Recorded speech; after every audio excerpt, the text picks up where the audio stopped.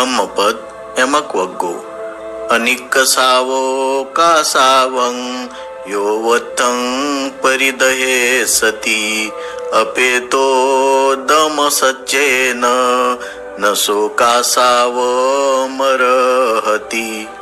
ज्याचे चित्तमल गेले नाहीत, जो संयम आणि सत्य यापासून दूर आहे, त्याने जरी काशाय वस्त्र परिधान केले तरी तो काशाय वस्त्राला पात्र नाही.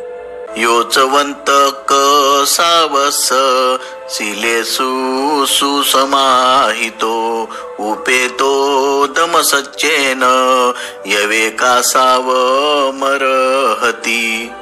ज्याने राग, द्वेष, मोह इत्यादी विकारांचे दोष ओकून टाकले आहेत, ज्याची वृत्ती शिलाच्या नियमांनी सुस्थिर झाली आहे, ज्याने संयम आणि सत्य जोडले आहे, तोच खरोखर काशाय वस्त्राला पात्र होय.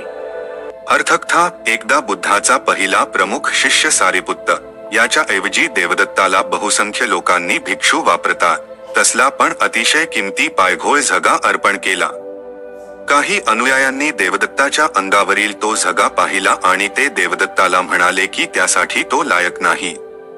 बुद्धांनी असे दाखवून दिले की पूर्वीच्या एका जन्मात देवदत्ताने तसेच केले होते आणि संतसदृश किंवा पूज्य शिष्याचे बोधचिन्ह वापरण्यास कोण पात्र असतो ते स्पष्ट केले.